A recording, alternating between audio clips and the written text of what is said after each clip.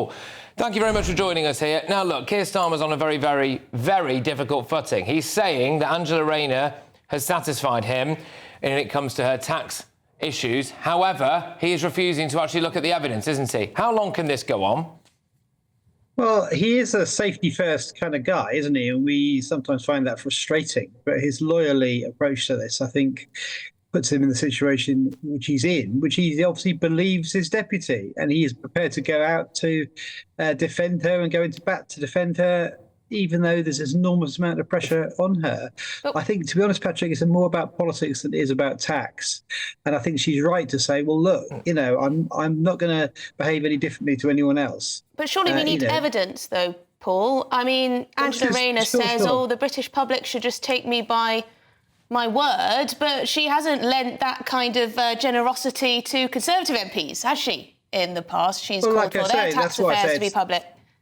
That's why I say it's about more than politics than tax. But I think, you know, she was on the Radio 4 the other day saying basically, well, I'll show you mine if you show me yours. Yeah, they're not facing a potential police investigation, though, are they?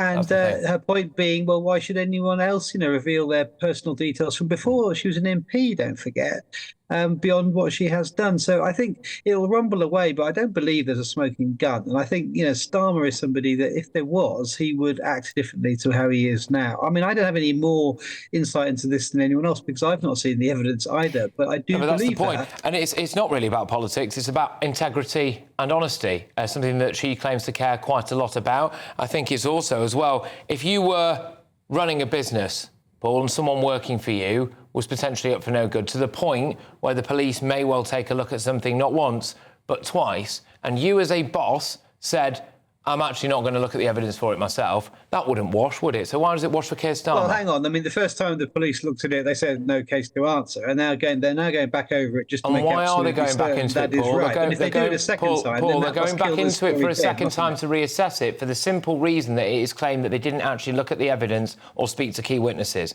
So we can't really take the first issue there at face value, can we? So I'm not sure that's I don't think that is the reason. I think it's because of the political pressure they've come under from the Conservative Party, who are turning this into a political row ahead of an election. It does look you understand that. It does look like to some people, though, Paul, that Keir Starmer is just closing his eyes to this, hoping it goes away. He needs Angela Rayner, doesn't he, for a lot of political reasons, party management not least, keeping various sections of the party on side. It does look as though he's saying, you know, see no evil, know no evil, I don't want to know.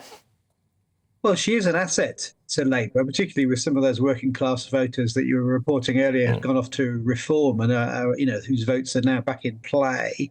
But I think also he is somebody who's evidence led. I mean, his whole career has been about evidence. So he must know that, you know, when she says that she's in the clear, she's in the clear. Otherwise, why would he put himself at risk of attack, you know? So he is an honest man. And I think Angela is somebody who we can trust. And the reason, you know, she's being under attack like this is because she is an asset with those working class votes that Reform are after too.